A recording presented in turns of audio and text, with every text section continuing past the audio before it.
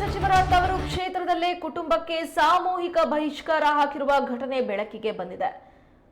16/6/2019 ಅಂದ್ರೆ ಇದು 2019 ಜೂನ್ನಲ್ಲಿ ನಡೆದಂತಹ ಘಟನೆ. ಸೊರಬ ತಾಲೂಕು ಉಳವಿ ಹೋಬಳಿ ಉಡಗಣಿ ಅಂಚೆ ಕಾರೆಕೊಪ್ಪ ಗ್ರಾಮ ರುದ್ರಪ್ಪರವರ ಮಗಳಾದ ಸುಷ್ಮಿತಾ ಅವರ ಜೊತೆ ವಿವಾಹವಾಗಿರುತ್ತೆ. ಇವಳು ನನ್ನ ಮಗನ ಜೊತೆ 1 ತಿಂಗಳು ಮಾತ್ರ ದಾಂಪತ್ಯ ಜೀವನ ನಡೆಸಿದ್ದು, ಗರ್ಭಿಣಿಯಾದಾಗ ತವರು ಮನೆಗೆ ಹೋದವಳು ವಾಪಸ್ ಮನೆಗೆ ಬಂದಿಲ್ಲ. ಈ ಬಗ್ಗೆ ಕೇಳಿದಾಗ ಇಲ್ಲ ಸಲ್ಲದ ಸುಳ್ಳು ಕ್ರಿಮಿನಲ್ ಕೇಸ್ಗಳನ್ನ ದಾಖಲಿಸಿರ್ತಾರೆ. ನಮ್ಮ ಮನೆಗೆ ಬಂದು 3-4 ಬಾರಿ ದೈಹಿಕ ಹಲ್ಲೆ ನಡೆಸಿದ್ದು, ಈ ಬಗ್ಗೆ ಸೊರಬ ಪೊಲೀಸ್ ಠಾಣೆ ದೂರು ನೀಡಲು ಹೋದಾಗ ನಾವು ನೀಡಿದ ದೂರನ್ನ ಸ್ವೀಕರಿಸಿಲ್ಲ. ನಮ್ಮ ಮೇಲೆ ಕ್ರಿಮಿನಲ್ ಪ್ರಕರಣ ದಾಖಲು ಮಾಡಿರ್ತಾರೆ ಮತ್ತು ಊರಿನವರು ನಮಗೆ ಸಾಮಾಜಿಕ ಬಹಿಷ್ಕಾರ ಹಾಕಿದ್ದು, ನಮಗೆ ನೆಮ್ಮದಿಯಿಂದ ಜೀವನ ನಡೆಸೋದಕ್ಕೆ ಬಿಡ್ತಾ ಇಲ್ಲ ಮತ್ತು ನಮ್ಮ ಮನೆಗೆ ವಿದ್ಯುತ್ ಸಂಪರ್ಕವನ್ನ ಹಾಗೂ ಬೋರ್ವೆಲ್ ನೀಡಿದ ವಿದ್ಯುತ್ ಸಂಪರ್ಕವನ್ನ ಕಡಿತಗೊಳಿಸಿ ಸದರಿ ವೈರನ್ನ ನೀರಿನೊಳಗೆ ಹುದುಗಿಸಿ ನಮ್ಮನ್ನ ಸಾಯಿಸಲು ಪ್ರಶ್ನಿಸುತ್ತಾರೆ ಎಂದು ದೂರಿನಲ್ಲಿ ಹೇಳಿದ್ದಾರೆ. ಈಗ ಮಕ್ಕಳು ಮರಿಗಳೆಲ್ಲ ಅವರಿಗೆ ದಾಖಲಾತಿ ಇದ್ದು ಸಹ ದೌರ್ಜನ್ಯ ಮಾಡ್ತಾರೆ. ಅದು ಕೋರ್ಟ್ ಮುಖಾಂತರ ಆರ್ಡರ್ ಆಗಿದೆ. ಅಂದರೆ ಅವ್ರು ಜನ ಭಾಳ ಇರೋದ್ರಿಂದ ಅವರು ನನಗೆ ಭಾಳ ಬೇಕು ಅನ್ನೋದು ದೌರ್ಜನ್ಯ ಮಾಡ್ತಾರೆ. ಇರೋರು ಒಬ್ಬರೇ ನಮ್ಮ ಅಪ್ಪಾಜಿ, ನಮ್ಮ ಅಜ್ಜಗೆ ನಮ್ಮ ಅಪ್ಪಾಜಿ ಒಬ್ಬರು. ನಾವು ಕೊಟ್ಟಿದ್ದೇವೆ 1-2 ಟೈಮ್. ಅದು ನಾನು ಕೊಟ್ಟಿರುವಾಗ ಇದನ್ನ ಸರ್ವದಲ್ಲಿ SP ಸಾಹೇಬರಿಗೆ ಕೊಟ್ಟರು ಸಹ ಮನೆಗೆ ಸಂಬಂಧಪಟ್ಟ ಒಟ್ಟು ದಾಖಲಾತಿ ಉತ್ಪಟ್ಟ ತಾಲೂಕಿನ ಹೋಬಳಿ ಮಟ್ಟದ ಅಧಿಕಾರಿಗಳ ಮೆಂಬರ್ಗಳನ್ನು, ನಂತರ ತಾಲೂಕಿನ ಅಧ್ಯಕ್ಷ ಮಾಡಿಕೊಡ್ತಾರೆ. ಅಂದರೆ ನನ್ನ ಆ ಟೈಮಿಗೆ ಹೋದ ಟೈಮ್ನಾಗ ಕೇಳ್ಕೊಳ್ಳಿ. ಮತ್ತು ಹಾಸ್ಪಿಟ್ಲಿಗೆ ನಮ್ಮ ಕುಶಲಕ್ಷೇಮನ ಮಾತಾಡ್ಸೋಂಗಿಲ್ಲ. ಯಾಕಂದರೆ ಯಾರೂ ನಮ್ಮ ಮನೆಗೆ ಬರೋಂಗಿಲ್ಲ. ಭಾರಿ ಹಿಂಸೆಯಲ್ಲಿ ತಡಕಕ್ಕೆ ಆಗ್ತಾಯಿಲ್ಲ. ಎಷ್ಟೋ ಸರಿ ನಾನು ಸುಸೈಡ್ ಅಟೆಂಪ್ಟ್ ಮಾಡ್ಕೊಳ್ಳೋ ನನ್ನ ತಂದೆ ತಾಯಿ ಇರೋದಕ್ಕೂ ನಾನು ಅವರು ನನ್ನ ಬೆಳೆಸಿ ಸಾಕಿ ಸರಿ ಅವ್ರಿಗೆ ಇಲ್ಲಿವರೆಗೆ 35 ವರ್ಷದಿಂದ ಇದೇ ನಿರಂತರ ಅಲ್ಲೇ ನಡೀತದೆ, ದೌರ್ಜನ್ಯ ನಡೀತದೆ. ದೈಹಿಕ ಮಾನಸಿಕ ಹಿಂಸೆ ಕೊಡ್ತದೆ. ಪೊಲೀಸರು ಸಾಹೇಬ್ ಫೋನ್ ಮಾಡಿ ಹೇಳ್ತಾರೆ, ನೀನೇನು ನಮ್ಮ ಕುಟುಂಬದ ಮಾಲೀಕತ್ವ ಮತ್ತು ಅನುಭವದಲ್ಲಿರುವ ಸರ್ವೆ ನಂಬರ್ 17, 18, 25 ಮತ್ತು 74ರಲ್ಲಿರುವ ಜಮೀನಿನ ರಕ್ಷಣೆಗಿರುವ ಬೇಲಿಯನ್ನ ಕಿತ್ತು ಹಾಕಿದ್ದು, ನಮ್ಮ ಜಮೀನಿನಲ್ಲಿ ಬೆಳೆದಿರುವ ಅಡಿಕೆ, ಬಾಳೆ, ಸಾಗುವನಿ ಮತ್ತು ಸಿಲ್ವರ್ ಗಿಡಗಳನ್ನ ನಾಶಪಡಿಸಿರ್ತಾರೆ ಹಾಗೂ ಉದ್ಯೋಗ ಖಾತ್ರಿ ಕೆಲಸಕ್ಕೆ ಹೋಗಲು ಸಹ ಬಿಡ್ತಾ ಇಲ್ಲ. ಇದು ಸಾಲದು ಎಂಬಂತೆ ನಮ್ಮ ಜಮೀನಿಗೆ ನೀರು ಬರ್ತಾ ಇರುವ ಕಾಲುವೆಯನ್ನ ಬಂದ್ ಮಾಡಿರ್ತಾರೆ ಹಾಗೂ ಸುಳ್ಳು ಕಾರಣಗಳನ್ನ ಹೇಳಿ ನನ್ನ ಮಗನ ವಿರುದ್ಧ ಜೀವನಾಂಶದ ಪ್ರಕರಣವನ್ನ ದಾಖಲು ಮಾಡಿದ್ದು ಹಾಲಿ ನ್ಯಾಯಾಲಯದಲ್ಲಿ ಬಾಕಿ ಇರುತ್ತದೆ.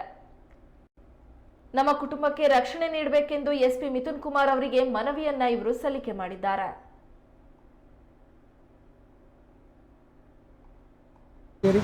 ಮನೆ ಕಟ್ಟಕ್ಕೆ ನಾವು ಕೇಳಕ್ಕೆ ಈಗ ನಾವು SC ಹೋಗಿ ಕೇಳಕ್ಕೆ ಹೋಗಿ ಏನಂತಾರೆ, ನೀವು ಇರುವುದಿಲ್ಲ ಸಾರ್ ಅಂತ ಕೊಟ್ಟರು ಸಹ ಅವ್ರೇನಂತಾರೆ, ಇವತ್ತಡಿ ನಾಳೆ ತಡಿ ಅಂತ ನಾನು ಹಿಂದೆ ಹೋಗ್ತಾ ಇದ್ದಾರೆ 6 ತಿಂಗಳಿಂದ. ಅದ್ರದ್ದು ಇಂಡಸ್ಟ್ರಿ ನನ್ನ ಹತ್ರ ಇದೆ.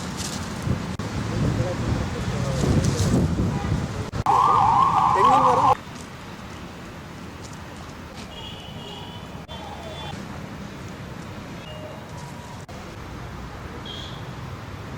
30 ವರ್ಷದಿಂದಲೂ ನಮ್ಗೆ ತೊಂದರೆ ಕೊಡ್ತಾ ಇದ್ದಾರೆ.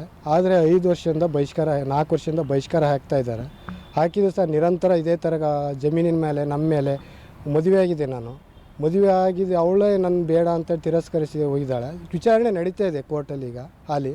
ಆ ವಿಚಾರಣೆ ನಡೀತಾ ಇರುವಾಗಲೇ ಊರ ಗ್ರಾಮಸ್ಥರೆಲ್ಲ ಸೇರಿಕೊಂಡು ನನ್ನ ಮೇಲೆ ಹಲ್ಲೆ ಮಾಡೋದು, ದೌರ್ಜನ್ಯ ಮಾಡೋದು. ನನ್ನ ತಂದೆ ತಾಯಿ ನಮ್ಮ ಮೇಲೆ ಅಧಿಕಾರಿಗಳ ಸ್ಪಂದಿಸ್ತಾ ಇಲ್ಲ. ನಮ್ಮ ಮೇಲೆ ಅಧಿಕಾರಿಗಳೇ ನಮ್ಮ ಮೇಲೆ ಸುಳ್ಳು ಸಾಕ್ಷಿ ಸೃಷ್ಟಿಸಿ ಸುಳ್ಳು ಕೇಸನ್ನು ದಾಖಲು ಮಾಡ್ತಾ ಇದ್ದಾರೆ.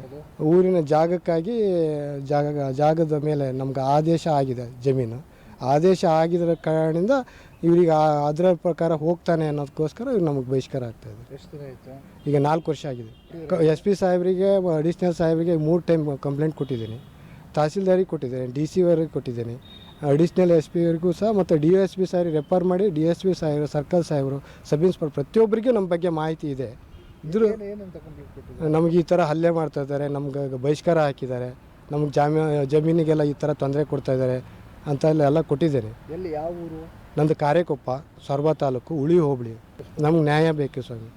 ದಯವಿಟ್ಟು ನನಗೆ ಊರಲ್ಲಿ ಸಾಮಾಜಿಕವಾಗಿ ನನಗೆ ಬದುಕ ಅವಕಾಶ ಮಾಡಿಕೊಡಿ ಅಂತ ನಾನು ಪ್ರಾರ್ಥನೆ ಮಾಡ್ಕೊಳ್ತಿದ್ದೇನೆ ಸರ್ ಅಂತ ಹೇಳಿ ಫಸ್ಟು. 3 ವರ್ಷ ಆಯ್ತು ಸರ್ ಹಾಕಿ, 4 ವರ್ಷ ಆಯ್ತು ಸರ್ ಹಾಕಿ. ನಮ್ಗೆ ಯಾವುದು ಸೌಲಭ್ಯ ಕೊಡ್ತಾ ಇಲ್ಲ, ನಮ್ಗೆ ಎಲ್ಲದಕ್ಕೂ ತೊಂದರೆ ಕೊಡ್ತಾ ಇದ್ದಾರೆ. ಯಾವುದ್ರ ಹೆಳೆ ಮೇರೆ ಮಾಡ್ತಾರೆ, ಗೊಬ್ಬರ ತಿಪ್ಪಿ ಮುಚ್ಚೋದು, ಮನೆ ಜಾಗ ಮುಚ್ಚೋದು, ಮತ್ತು ಹೊಡೆಯಕ್ಕೆ ಬರೋದು. ನಾವು ಆಸ್ತಿ ದಾಯಿದ್ರಿಗೆಲ್ಲ ನಾವು ಸಮಭಾಗ ಮಾಡ್ತೀವಿ, ಬಾ ನೀನು ದೇವಸ್ಥಾನಕ್ಕೆ ಅಂತ ಜನರನ್ನೆಲ್ಲ ಕಳಿಸೋದು. ದೇವಸ್ಥಾನಕ್ಕೆ ಬರ್ರಿ ನೀವು ಅಂತ ಬರೆದಿದ್ರೆ ಎಳ್ಕೋಕವಿ ಅನ್ನೋದು. ದೇವಸ್ಥಾನದಾಗ ಅಷ್ಟರು ನಿಂತ್ಕೊಂಡು ನಾವು ಸೈಟ್ ಮಾತಾಡ್ತಾ ಇದ್ದೀವಿ, ನಿತ್ಕ ಅನ್ನೋದು, ಕುತ್ಕ ಅನ್ನೋದು. ಇಲ್ಲ, ಯಾರು ಮಾತಾಡಿಸ್ತಿಲ್ಲ. ನನ್ನ ಮಗನ ಹೊಡೆದ್ರು ಯಾರು ಬರ್ತಲ್ಲ, ಯಾರು ಎಂಥದ್ದು ನಂಗೆ ನ್ಯಾಯ ಕೊಡ್ತಾ ಇಲ್ಲ. ಕೆಲ್ಸಕ್ಕೂ ಕರಿತಾ ಇಲ್ಲ, ಕೆಲ್ಸಕ್ಕೆ ಉದ್ಯೋಗ ಖಾತ್ರಿಗೆ ಹೋಗ್ತಾ ಇಲ್ಲ, ನಾವು ಕರಿತಾ ಇಲ್ಲ. ಹೊಡೆದು ಬಿಟ್ಟಾರಂತ ಭಯಕ್ಕಾರ್ದ ಹೋಗ್ತಾ ಇಲ್ಲ, ಕರಿತಾನೂ ಇಲ್ಲ, ಹೋಗ್ತಾನೂ ಇಲ್ಲ. ಬರಬೇಡಿ ಅಂದಿದ್ದಾರೆ. ಅಲ್ಲಿ ಎಂಥದ್ದು ಕೆರೆ ಬ್ಯಾಟಿಂದ ಹಿಡಿದು ಯಾವ ಸೌಲಭ್ಯಕ್ಕೂ ನಮಗೆ ಕೊಡ್ತಾ ಇಲ್ಲ. ನೀರು ಅಲ್ಲಿ ವಾಟರ್ ಸಪ್ಲೈ ಎಲ್ಲ, ಮನೆ ನೀರಿಗೆ ಕರೆಂಟಿಗೆ ತೊಂದರೆ ಕೊಡ್ತಾ ಇಲ್ಲ ಅಷ್ಟೇ. ಗದ್ದಾಗಿದ್ದಾಗೆಲ್ಲ ನನ್ನ ಮಗ ಲೈನ್ ಮಾಡಿದ್ದಾರೆ, ಲೈನ್ ಎಳೆದಾರೆ, ಬಲಾತ್ಕಾರದಿಂದ ಬಂದು ನುಗ್ತಾರೆ ಸರ್. ಅದೇ ಆಸ್ತಿ ಕಡೆಯಿಂದ ಸರ್, ಇದು ಊರನವ್ರ ಆಸ್ತಿ ಅವ್ರು ಹೇಳ್ದಂಗೆ ಕೇಳ್ಬೇಕಾಗಿತ್ತಂತೆ. ಅವ್ರ ಊರನವ್ರಿಗೆಲ್ಲ ನಾನು ಕೋರ್ಟ್ನಾಗ ನಿನಗಾಗಲ್ಲ, ನೀ ಕೋರ್ಟ್ ನೋಡ್ಕೆ ಅಂದರು ಮುಂಚೆ. ಅಂದರು ಕಡಿಕೆ ಆವಾಗ ನಾನು ನೋಡ್ಕಿಂದೆ 30 ವರ್ಷದಿಂದ. ನನ್ನ ಗಂಡಗೆ ಸಮಭಾಗ ಆಯ್ತು. ಆದ್ಬಿಟ್ಲೆ ಬಾ ನೀ ದೇವಸ್ಥಾನಕ್ಕೆ ನಾವು ಪಾಲಾಗ್ತೀವಿ, ನಾವು ಕರಿತೀವಿ, ಮೀಟಿಂಗ್ ಮಾಡ್ತೀವಿ ಅಂತ ಅವರವರೇ ಮಾತಾಡ್ಕೊಂಡು ಕರೆದ್ರು. ನಾನಿಲ್ಲಪ್ಪ ನಾ ಬರೋದಲ್ಲ ಅಂದೆ. ಬರೋಲ್ಲ ಅಂದ್ಬಿಟ್ಲೆ ನನ್ನ ಮಗ ಹೋದ್ಬಿಟ್ಲೆ ಹೊಡೆಯೋಕ್ಕೆ ಶುರು ಮಾಡಿಬಿಟ್ರು. ಆವಾಗ ನಾವು ಹೋಗೋದು ನಾನು ಯಾಕಪ್ಪ ಅಂತ ಕೇಳಿದೆ. ಇಲ್ಲ, ನಾವು ಹೇಳ್ದಂಗೆ ಕೇಳ್ರಿ ಅಂದರು. ಇಲ್ಲಪ್ಪ ನಾವು ಕೇಳೋಕ್ಕಾಗಲ್ಲ, ನಾವು ಸಾಹೇಬ್ರಿಗೆ ಕಂಪ್ಲೇಂಟ್ ಕೊಡ್ತೀವಿ ಅಂತ ಮನೆಗೆ ಬಂದಿವಿ. ಮನೆಗೆ ಬಂದಲ್ಲಿಂದ ಅವ್ರದ್ದು ಎಲ್ಲ ಚಾಲು ಮಾಡಿದರು. ಗೊಬ್ಬರ ತಿಪ್ಪಿ ಬಿಡಿಸಿದ್ರು, ಜಾಗ ಬಿಡಿಸಿದ್ರು, ಮತ್ತು ಎಲ್ಲ ನಾನಾ ಥರದಿಂದ ತೊಂದರೆ ಕೊಡ್ತಾ ಇದ್ದಾರೆ. ನಮ್ಗೆ ತೊಂದರೆ ಕೊಡ್ತಾ ಇದ್ದಾರೆ. ದಯವಿಟ್ಟು ನಮ್ಗೆ ಇಲ್ಲಿಗೆ ಬರೋಕ್ಕೆ ಅವಶ್ಯಕತೆನೇ ಕೊಡ್ತೈತಿಲ್ಲ. ಈಗ ಯಾವ ಪುಣ್ಯದಿಂದಲೇ ಭಗವಂತನಿಂದ ನಿಮ್ಮಂಥವ್ರು ಕಾಣ್ತಾ ಇದ್ದೀನಿ, ಕೇಳ್ತಾ ಇದ್ದೀನಿ. ನಮಗೆ ನ್ಯಾಯ ಕೊಟ್ಟರೆ ಸಾಕು ಸರ್. ಬಹಿಷ್ಕಾರ ಹಾಕಿ ಅವ್ರು ವಿಡಿಯೋ ಮಾಡ್ಕೊಂಡು ಫೋನ್ ಮಾಡಿ ಬೈತಾರೆ ಸರ್. ಬೈದು ನೀನು ಏನು ಮಾಡ್ತಾನೆ ನೋಡು, ದೇವಸ್ಥಾನಕ್ಕೆ ಬರೋಂಗಿಲ್ಲ ನೀನು, ದೇವಸ್ಥಾನಕ್ಕೆ ಅವ್ನು ಹಣಕಾಯಿನೂ ಮಾಡೋಂಗಿಲ್ಲ ನೀನು. ಅವ್ರು ಯಾವ ಕೆಲಸಕ್ಕೂ ನಮ್ಮನ್ನು ಕರಿತಾ ಇಲ್ಲ. ನಾವು ಬಿಟ್ಟಿಗೆ ಒಟ್ಟಕ್ಕೆ ಎಂತಕ್ಕೂ ಹೋಗ್ತಾ ಇಲ್ಲ, ಕರಿತಲೂ ಇಲ್ಲ, ತಗೊಂತಲೂ ಇಲ್ಲ. ನಮಗೆ ನ್ಯಾಯ ಬೇಕು. ನಮ್ಮ ಮನೆಗೆ ಯಾರೂ ಬರ್ತಾ ಇಲ್ಲ ಊರನವರು. ಅವ ತಳವಾರ ಇದ್ದಾನೆ, ಅವ ವಾರ